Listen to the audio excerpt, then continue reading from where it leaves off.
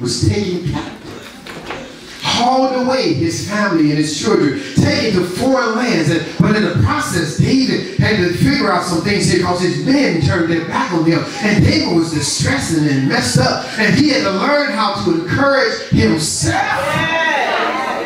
Process. In the process, you got to learn that everybody's not going to encourage you all the time. Sometimes you have to encourage yourself. In fact, some people who was with you before won't be with you on this day. But you got to learn how to talk to you and tell you, get yourself up and do what you called to do. Don't worry about them. They all right. Tomorrow they'll be your friends again. Don't worry about it. But today you got to fight. Process. Process David learned he had to fight sometimes without his partners. Sometimes your prayer partner gonna be asleep.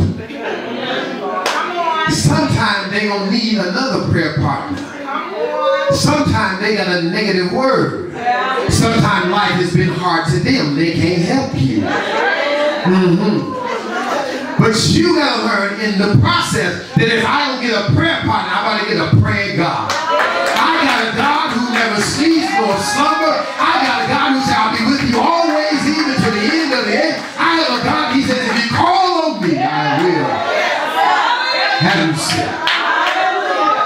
So I thank God for the prayer partner, but if they don't show up,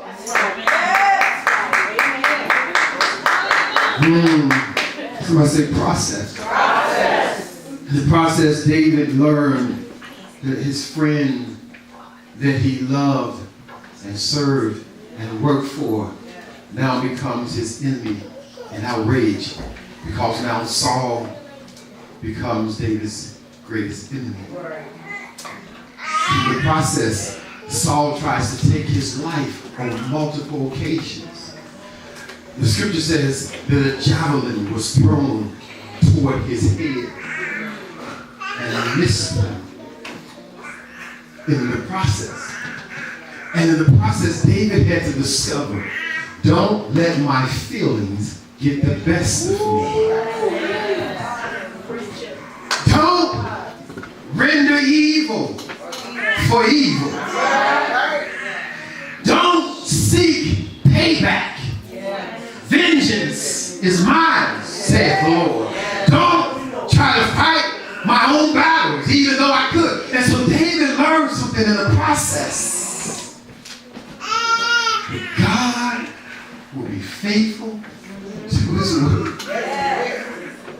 And God will not allow the enemy to take you out when God has a word of favor over your life.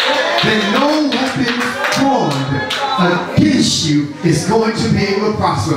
David discovered in the process that weeping may endure for the night, but y'all are going to be funny. But joy is coming in the morning. David learned in the process, the Lord is my light and my salvation. Whom shall I fear? The Lord is the strength of my life. Of whom shall I be afraid? When the wicked, even my enemies and my foes, came upon me to eat up my flesh. Hey, what happened? They stumbled, they followed. I don't know, but they stumbled and fell. So a host should encamp around about me.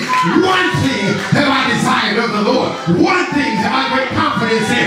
One thing, and that is that I might dwell in the house of the Lord. Why, David? Because in the house of the Lord, there's pleasures forevermore. In the house of the Lord, there are benefits. Don't forget that. In the house of the Lord, there's protection and cover. In the house of the Lord, he that dwelleth in the secret place of the Most High God shall abide under the shadow of the Almighty. What am I telling you? God